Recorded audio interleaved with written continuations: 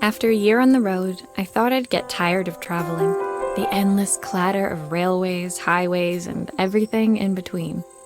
But as my train pulled into the station at Bellariva, I felt every bit as excited as the first day of my journey. A whole year.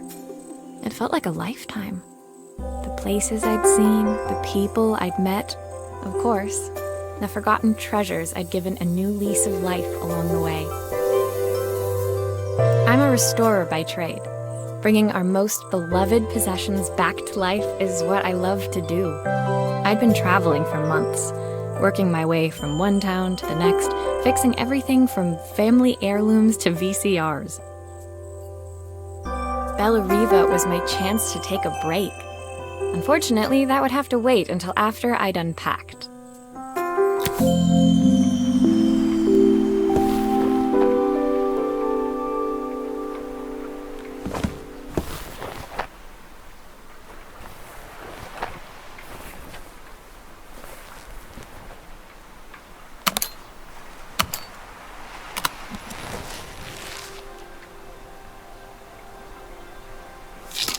I picked up these sunglasses on my last stop. Hopefully I'm cool enough to pull them off. The tools of my trade. No hope of restoring things without these.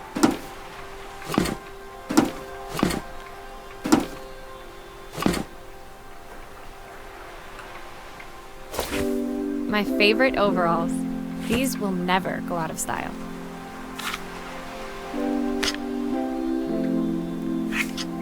Looking forward to taking more close-ups of my fingers with this.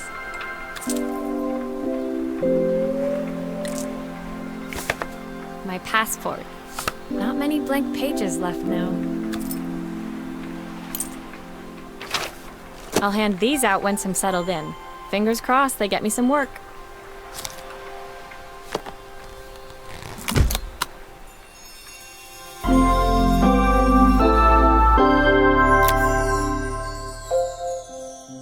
Finally, I'd made it to Bellariva.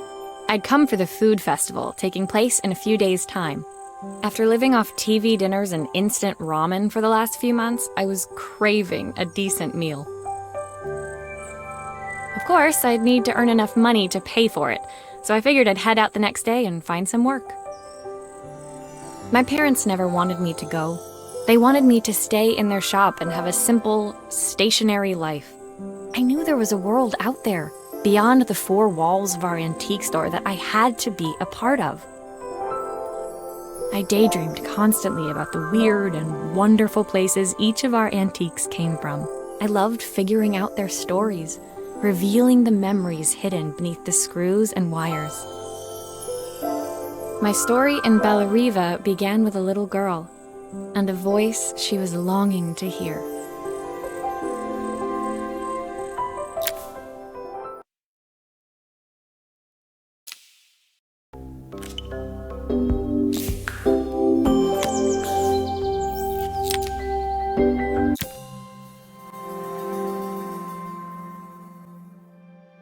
It was my first morning in Bellariva, and I couldn't wait to leave my hotel and explore.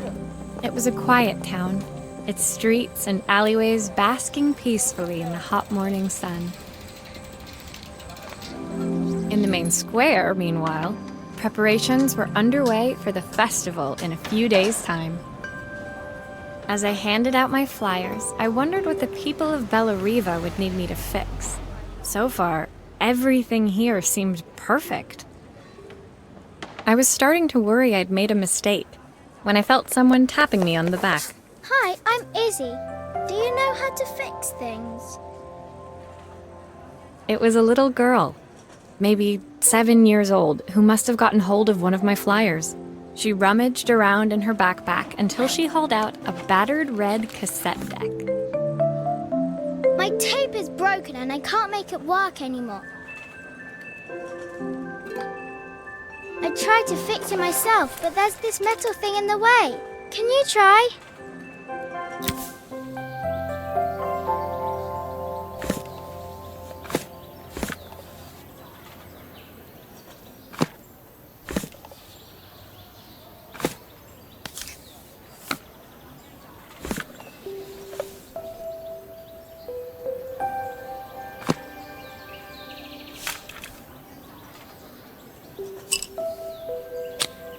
Why did you do that? How did you do that? I didn't see.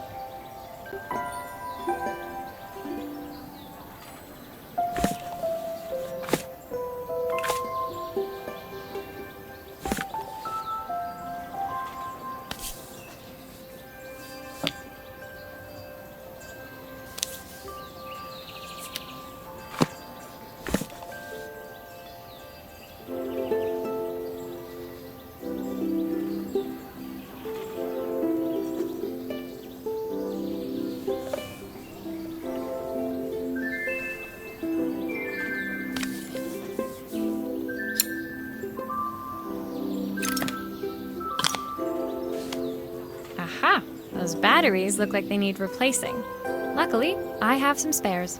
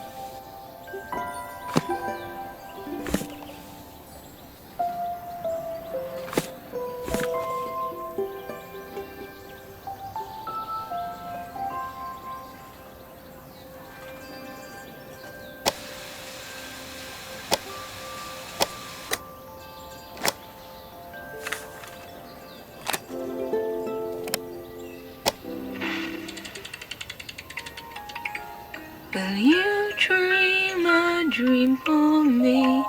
If I sit by your side and hold you so tight, know that I will always love you, even though we both know that we must say goodnight. Good night, my darling.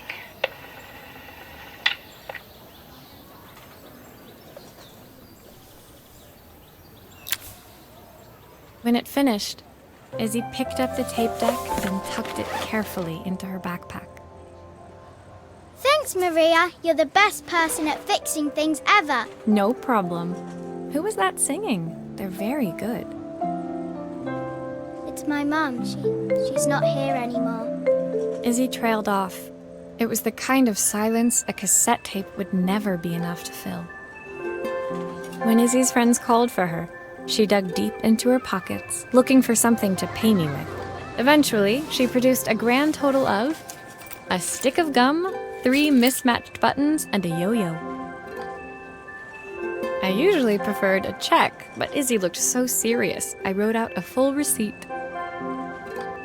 She seemed like a happy kid, but beneath it all, part of her life had been shattered. A part I wouldn't be able to fix.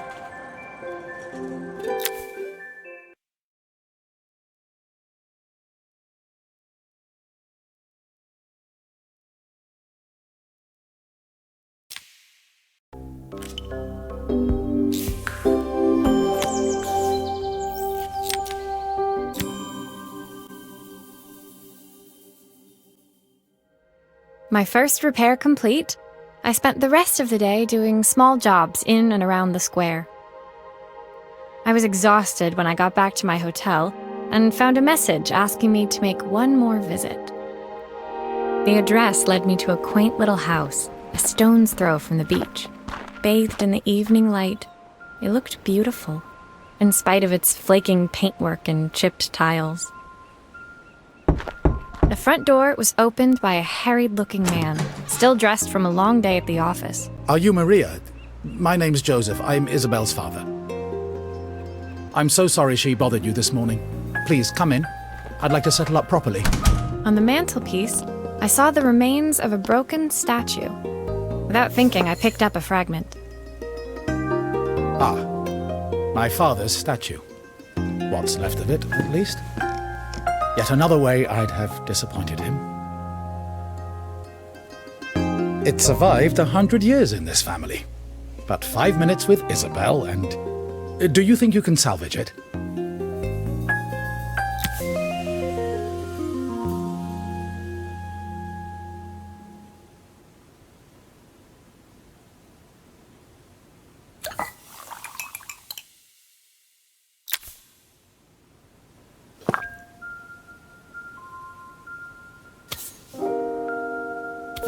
Will you be able to see the glue afterwards?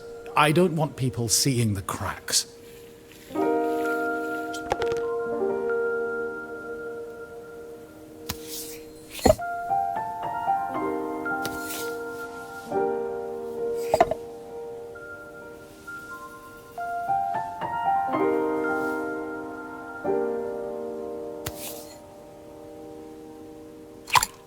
Is this glue really strong enough to hold everything together?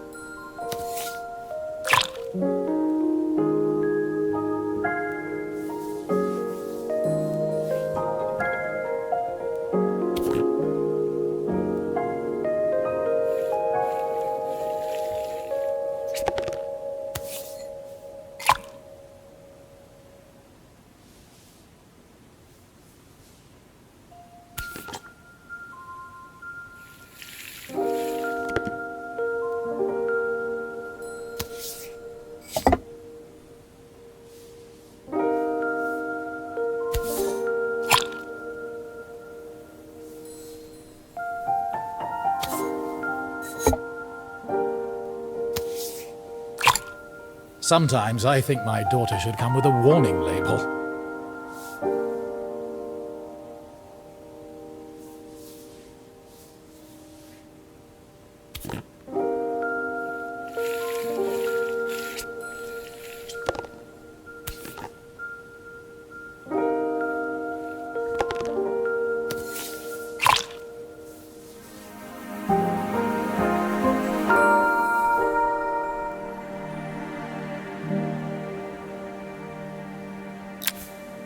Thank you, Maria. It looks as perfect as it ever did. My father wanted me to make something of myself. He didn't have time for anything less. As Joseph put the statue back on the shelf, it nudged against the family portrait stood proudly next to it. So he was Bellariva's mayor. And that was Izzy's mom. They must both miss her so much. Sorry, I'm a little tired. I've been working late getting things sorted for the festival. There's only a few days to go. Looks like I'll be working late. Again? When I told my parents I wanted to leave, they always found an excuse to be busy, to avoid talking about it. I guess keeping themselves occupied was their way of pretending it wasn't happening. Joseph's work must have been taking up so much of his time. But maybe that was what he wanted. I just hoped he was finding enough time for Izzy, too.